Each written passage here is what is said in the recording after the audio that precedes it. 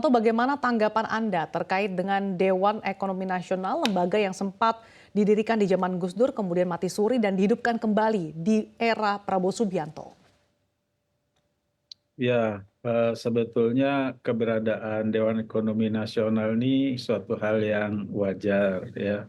Kalau di Amerika Serikat misalnya itu ada West Wing namanya. West Wing itu adalah ya semacam DN ini fungsinya adalah semacam penasehat ekonomi daripada presiden. Jadi ekonom-ekonom terbaik dikumpulkan di sana, mereka mengkaji, menganalisis dengan cermat, dengan akurat berbagai rencana kebijakan ya sebelum diimplementasikan. Jadi kalau di Indonesia itu dibuat, diimplementasikan saya kira biasa dan tidak hanya di era Gus Dur, di eranya Pak SBY ya periode kedua 2009 ya itu juga ada ya. Saya kebetulan anggota Komite Ekonomi Nasional pada saat itu. Oke, kalau dari Anda, Pak Eko, apakah Anda melihat Ya. urgensi pembentukan Dewan Ekonomi Nasional di masa pemerintahan Prabowo Subianto, mengingat saat pemerintahan Gus Dur sebetulnya meskipun saat itu didirikan namun dibubarkan karena dikhawatirkan akan ada tumpang tindih antara tugas-tugas dari Kemenko Perekonomian. Iya, kalau dibutuhkan atau tidak, ya sebetulnya seperti dibilang Pak Hermanto tadi ya, Dewan Ekonomi Nasional ini juga pernah ada tadi ya di era Pak SBY dan kemudian juga dilanjutkan sebetulnya di era Pak Jokowi, namanya saja yang agak sedikit berubah ya, KEIN ya, Komite Ekonomi dan Industri Nasional. Tapi kalau kita lihat dari kewenangan dan tugasnya sama ya, jadi memberi nasihat kepada Presiden.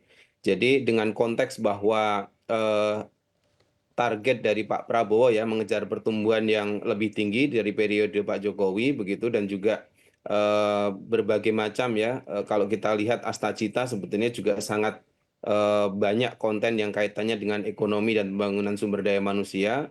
Saya rasa memang ini diperlukan begitu. Sehingga ya ini hal yang sebetulnya wajar-wajar saja kalau Mhm. kemudian Presiden membentuk Dewan Ekonomi Nasional begitu. Tinggal nanti bagaimana membuat katakanlah demarkasi atau garis yang jelas begitu ya bagaimana nanti kewenangan Kemenko Perekonomian dan katakanlah fungsi dari DEN ini begitu sehingga nanti tidak tumpang tindih seperti waktu zaman dulu kira-kira begitu ya. Jadi ini mungkin juga momen juga untuk memperbaiki bagaimana memposisikan Dewan Ekonomi Nasional itu sehingga tidak kemudian berseberangan ya dalam konteks merekomendasikan kebijakan ekonomi begitu. Oke, Pak Hermanto, apa yang perlu diantisipasi oleh pemerintahan agar kewenangan dan juga tugas dari DEN dan juga Kemenko Perekonomian ini tidak tumpang tindih? Ya, yang paling utama adalah tugas fungsi daripada DEN ini ya dituliskan secara eksplisit ya. Kemudian implementasinya juga mereka harus sesuai dengan tusi tersebut. Lalu tugas fungsi daripada DEN ini memang harus berbeda secara signifikan ya dengan katakanlah tusi daripada Kementerian Ekonomi atau Kementerian Pangan atau Kementerian Koordinasi yang lainnya. Tumpang tindih memang tidak bisa dinolkan, tetapi bisa diminimumkan lah. Jadi penekanannya adalah pada DEN ini mestinya dia adalah kepada kajian ya, analisis yang mendalam, yang akurat ya, sebelum suatu kebijakan itu diterapkan. Mhm. Jadi tidak akan ada lagi salah-salah kebijakan yang memang akan membebani ekonomi kita sangat berat. Misalnya katakanlah untuk mencapai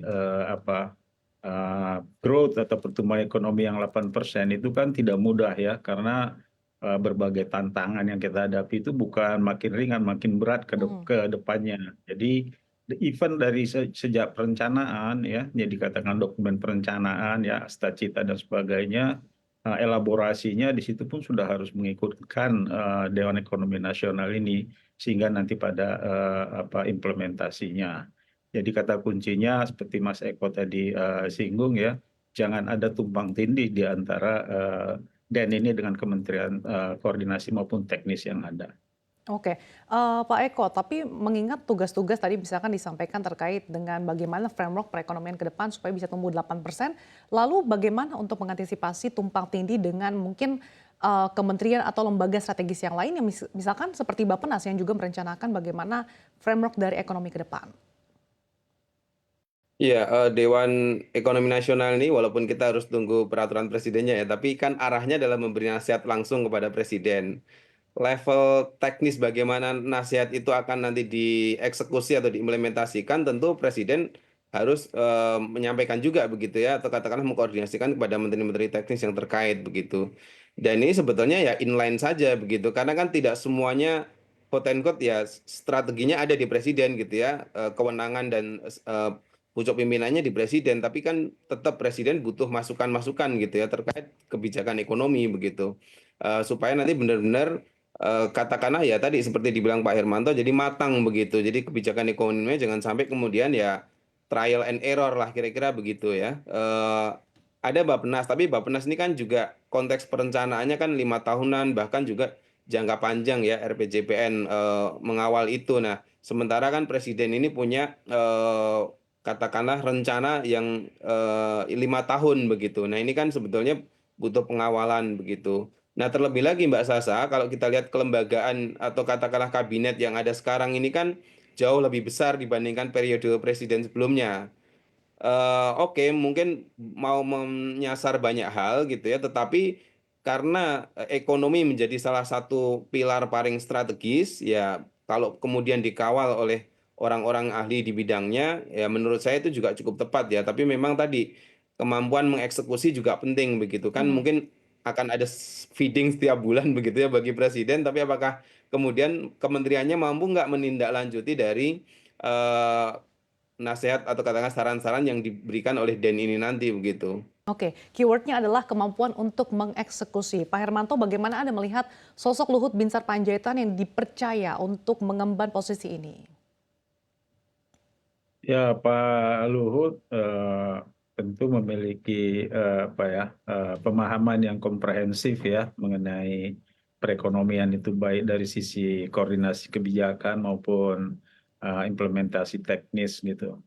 Tapi memang apa poin-poinnya sebetulnya adalah eh, bagaimana mereka bekerja gitu. Jadi walaupun tusinya itu sudah dibikin apa betul-betul berbeda ya dari kementerian ataupun Kemenko yang ada, tapi kalau mereka bekerja katakanlah member-member kepada hal-hal yang sifatnya pada implementasi tadi ya, ya ini bisa membuat kebingungan dari pelaku ekonomi mana sebetulnya yang apa yang didengar gitu ya. Jadi sifatnya itu sebetulnya kalau dia adalah Dewan Ekonomi Nasional itu lebih apa lebih di dapur gitu ya posisinya yaitu memberikan nasihat-nasihat kebijakan. Pengalaman kami dulu sewaktu di Komite Ekonomi Nasional ya ada dua hal yang bisa dilakukan. Yang pertama adalah ada memang isu-isu yang strategis yang cross cutting yang datangnya dari presiden ya Presiden SBY pada waktu itu untuk kami dalami sehingga katakanlah nanti ada rekomendasi dari Komite Ekonomi Nasional pada saat itu yang pertama. Yang kedua juga adalah dari dennya sendiri atau pada waktu itu Kennya sendiri melihat oh ini ada cross cutting issues juga yang sangat apa penting di masyarakat bahkan kita katakanlah melakukan kajian gitu ya ataupun research cepat, research kebijakan tentang hal tersebut, hasilnya juga dilaporkan pada presiden. Lalu satu lagi adalah apa dengan berbagai apakah dengan cara pertama atau cara kedua yang saya jelaskan tadi ya yang paling penting juga satu lagi adalah komunikasi yang efektif antara Dewan Ekonomi Nasional ini dengan presidennya.